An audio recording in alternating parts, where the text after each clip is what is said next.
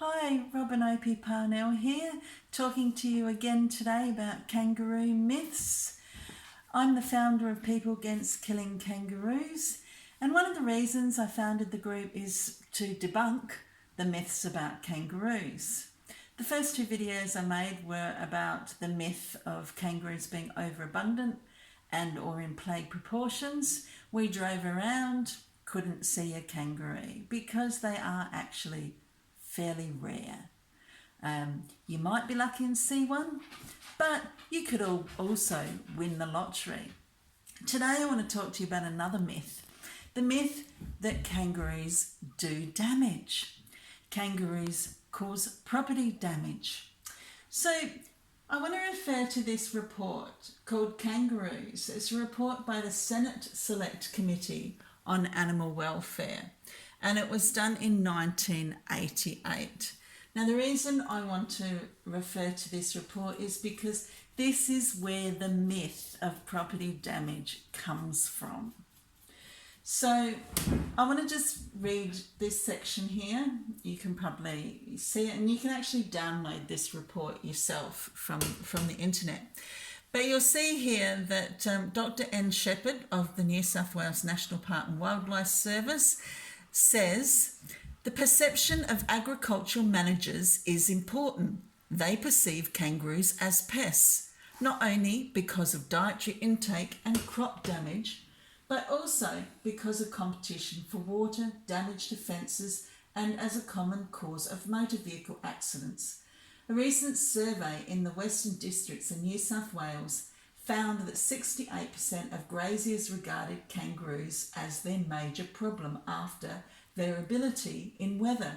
Because of this, agricultural managers will kill kangaroos, whether they are authorised to do so by the Wildlife Agency or not. So here we have that because of the perception of farmers, they will kill kangaroos, whether they're allowed to or not, whether it's legal or not. So this is Dr. Giles from the New South Wales National Park Wildlife Service told the committee. I read a very succinct statement by some people from the US Fish and Wildlife Service recently that said that if the rationale of culling animals is that they compete with domestic stock, it does not matter whether the competition occurs or does not, so long as the landholders perceive that it does.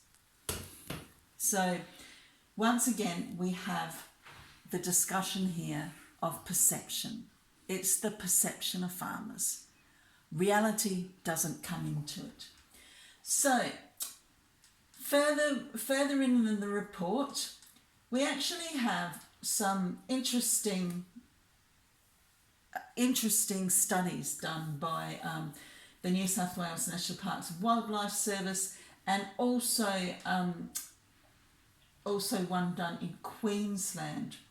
So what this report goes on to say, that studies were done, and it was actually discovered that the damage that was done to crops was actually done by insects, but farmers believed it was kangaroos.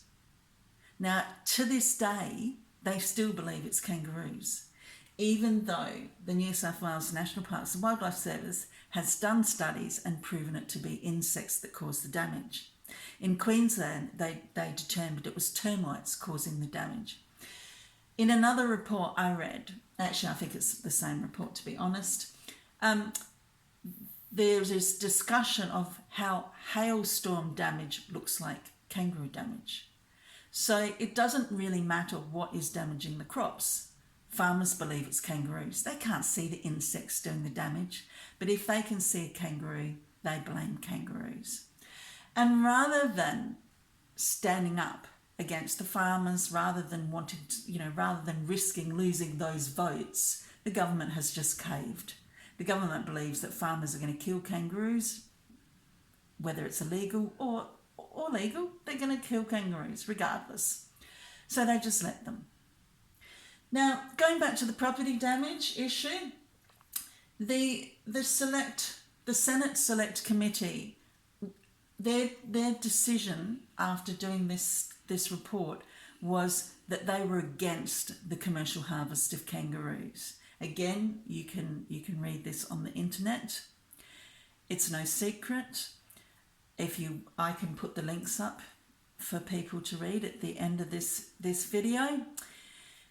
So what they determined was that they were absolutely opposed to the commercial harvest of kangaroos. But they left a little loophole, and you never leave a loophole. Everybody knows that.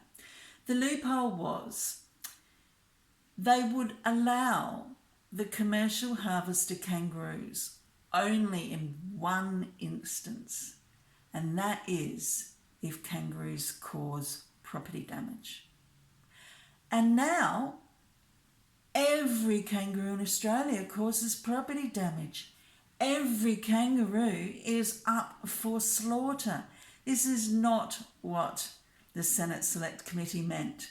They thought by putting this little proviso in there that they were opposed to the commercial harvest of kangaroos, and they were only allowing the kangaroos that could be proven to cause damage to be commercially harvested. The government, the commercial industry, the farmers went, great, look at that.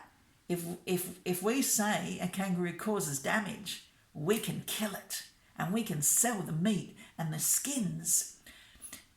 The meat actually only comes into it because we sell the skins. Because we sell the skins, of course, Australia looked for a market for the meat. But the meat actually came after the skins. But that's a little digression there. We can talk more on that later. But the point of this is to show that just because of a little loophole made by a committee who were opposed to the commercial harvest of kangaroos, now every kangaroo in Australia is blamed for causing damage. Not because they do, but because it means that that kangaroo is now able to be killed for the commercial harvest of kangaroos. It's the only way.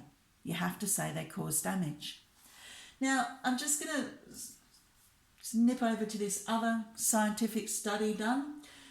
This is a history of the commercial harvesting of kangaroos. Again, you can download this from the internet. You can see there's a link up here, but I'll put these links at the end of the video. Now, it says here, research indicates that red kangaroos do not destroy their environment.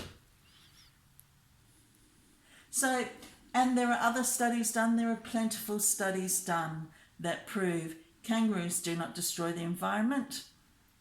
They do minimal damage to crops.